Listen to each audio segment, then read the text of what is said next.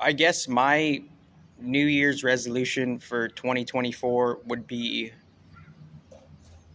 no more labels, identifications, or titles for how we're relating to things and how we're putting our interpretation upon those things.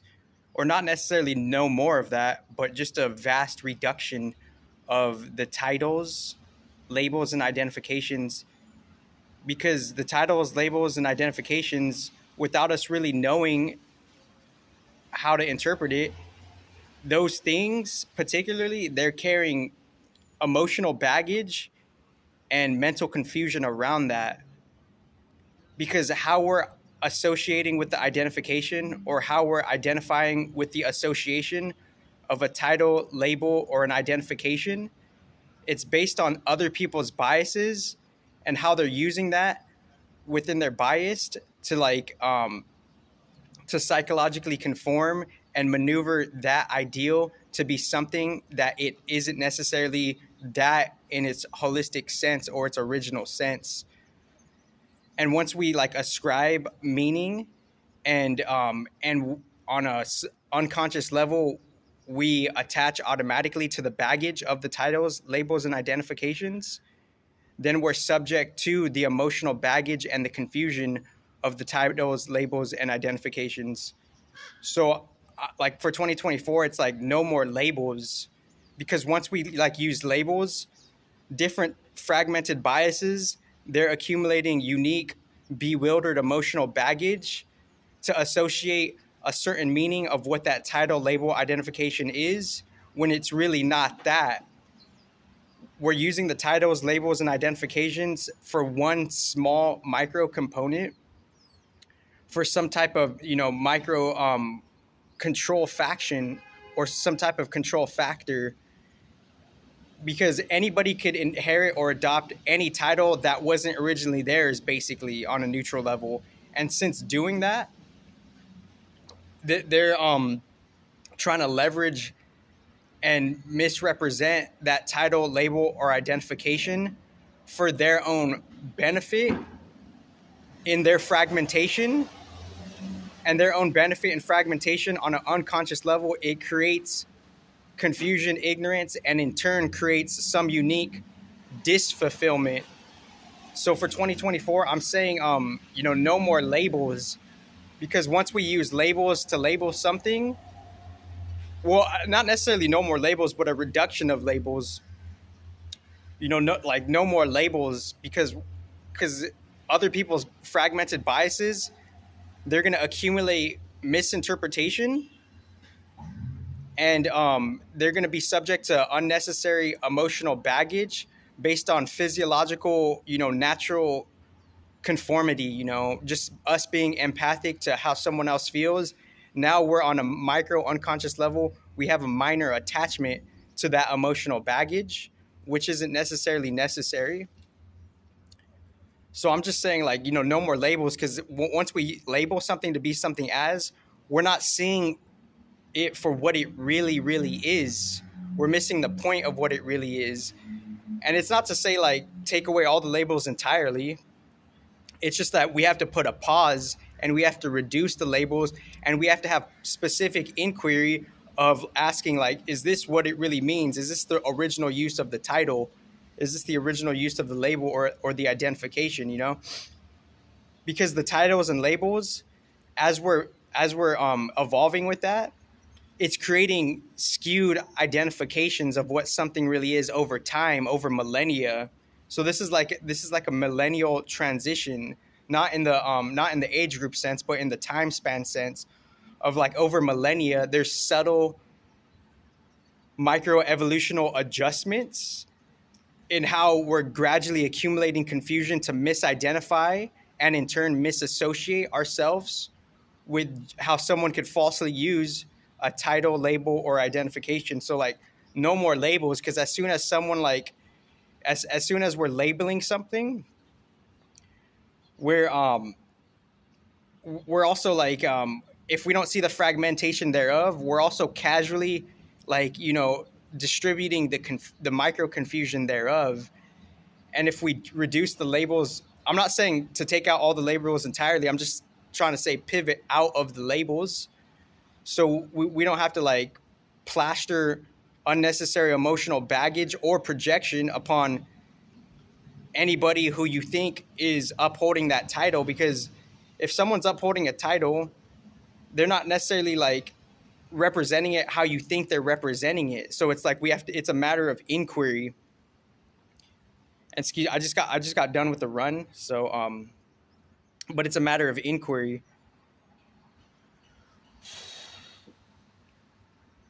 So yeah, and I'm sure that this has always been a thing. I'm not trying to take like full credit, because that's like it's like a new graceful maturity. It's like eventually one throughout their life they will learn it's not all about oneself, it's about like, it's like it's a casual sub integer of how we like how we need each other,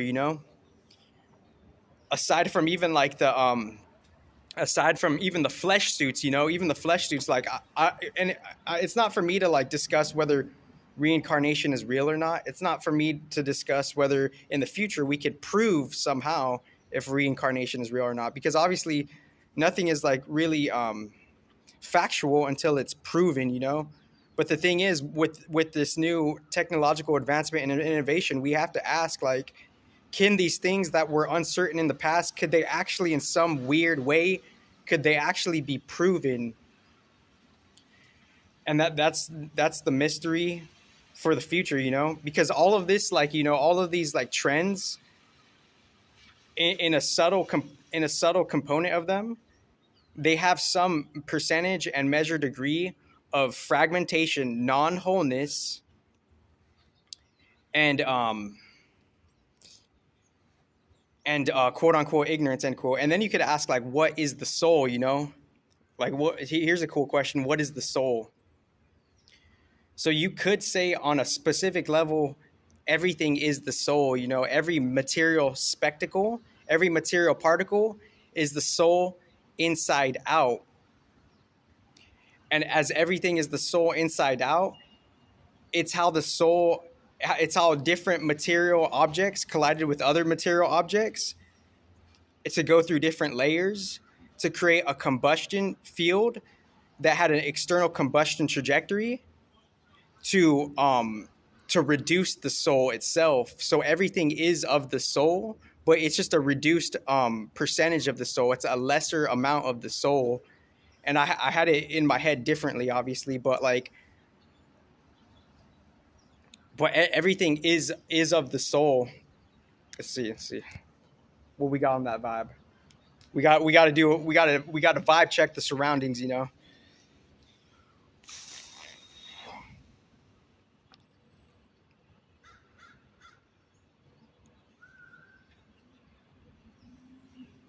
But what is the soul? It's like every material object is the soul. It's just lesser of the soul, and the soul has diluted itself and reduced itself in such a very minute way that it's lesser of the soul.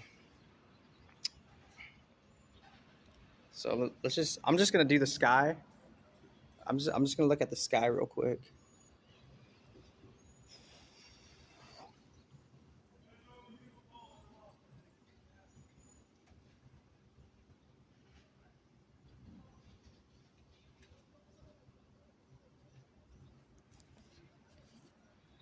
But yeah, and then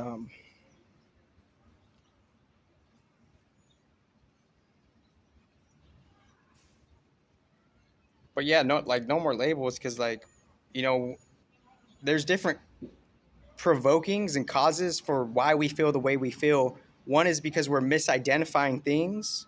The other is because we're empathic to other people's, points of views. The other thing is ancestral karma and what's in our like genetic bloodline and physiology, and how there's a more or less fixed way throughout the movable evolution of how we're like also newly perceiving things.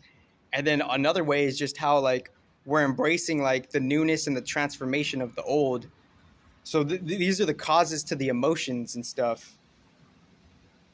So if we reduce the labels and we just see things for what they naturally are, and we're less heady about it, we could reduce eventually within that practice unnecessary emotions.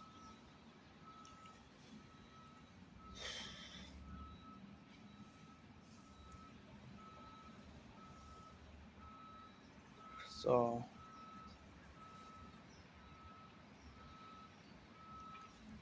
and like yeah, so what is the soul? There was I had it differently in my head. Like every material spec is of the soul. It's just it throughout its transition in different combustive integers and how they collided with other combustive integers. Eventually, things go to an external trajectory, and the fullness and the essence of the original source of the universe soul, it gets fragmented, diluted, and reduced into everything else. And everything else is something of a micro shard of the soul.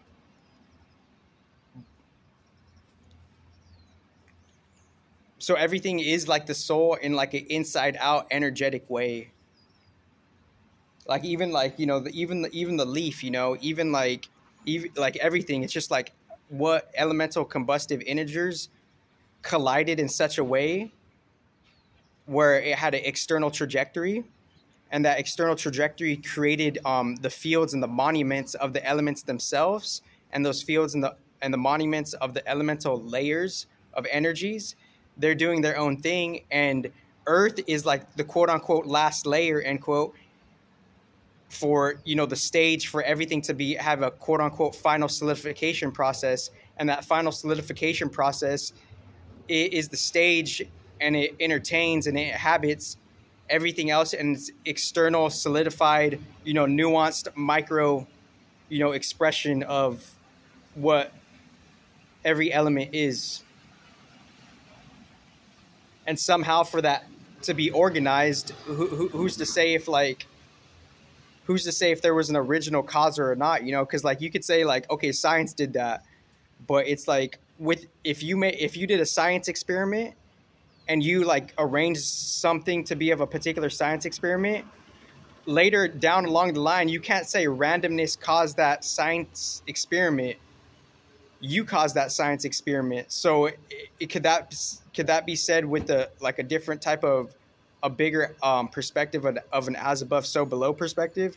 Like you could say science did that, but like, was the science experiment, how could you prove that the science experiment was caused by randomness? If you can't prove the science experiment was caused by randomness, then you can't disprove God. And if you could prove that the science experiment was caused by non-randomness, then on a different equilateral level you could prove quote unquote God, end quote. Because we're seeing like on a different deductive reasoning energetic track record lineage like level to see what caused this quote unquote science experiment. And then you could also ask like, why are we here? Why are we here? Well, one thing why we are here is we're reaping the results of how we followed up on our own desires throughout the lifetimes. We're following up on some type of desires throughout our soul lineage. And as we're following up on our desires throughout the soul lineage, we're reaping the results as we're going through the different stargates of experiments. We're reaping the results within our experiment of how we're following up on our desires. We're reaping our experiment within the results that were produced by the desires we're following up via, casual mental inquiry, like casual, we're just a part of our genetic family, et cetera, et cetera. You could ask, why are we here? Someone could ask, why are we here?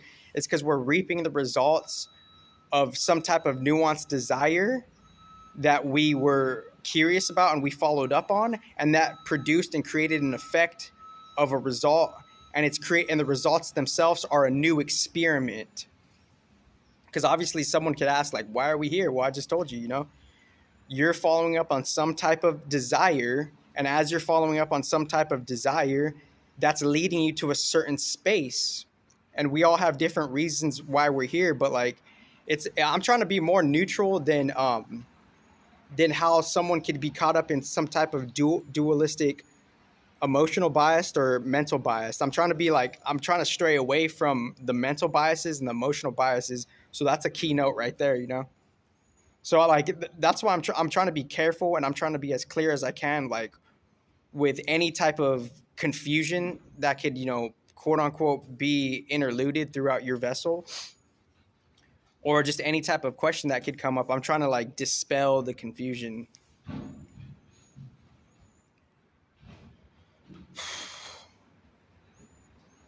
And then you could ask, like, why are you here, you know? Well, after asking why are you here, you know, eventually you'll find out, you know, eventually. And once you ask why you're here, you could then eventually, like, you know, relinquish any type of blame you have to anything else, because we don't necessarily, there's a deep experiment with becoming a human vessel on the earth. You know, there's things, quote unquote, like influenced and quote unquote inserted in us, end quote, such as just like psychological programs throughout, with the grace of like the universe, we could shake off, you know, we could shake off, like, why, like, there's like these quote unquote like automatic programs, end quote, that they're heavily influenced on us, that is the deep challenge, that is the cost of being a human on this like extreme dualistic earth, you know.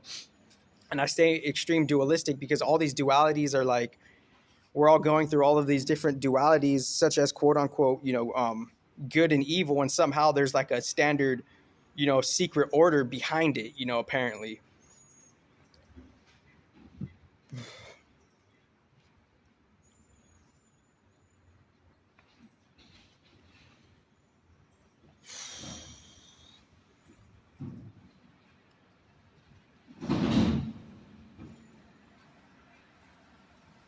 And it's all for like, in the end, it's like, once we take out the labels, then we will know more or less like what it's for, you know. It's in the end, you know, spiritual growth is energy growth, and energy growth is like in every challenge, circumstance, and moment that you could think of, you know. It's all for the growth of your, you know, self of energy. Thank you.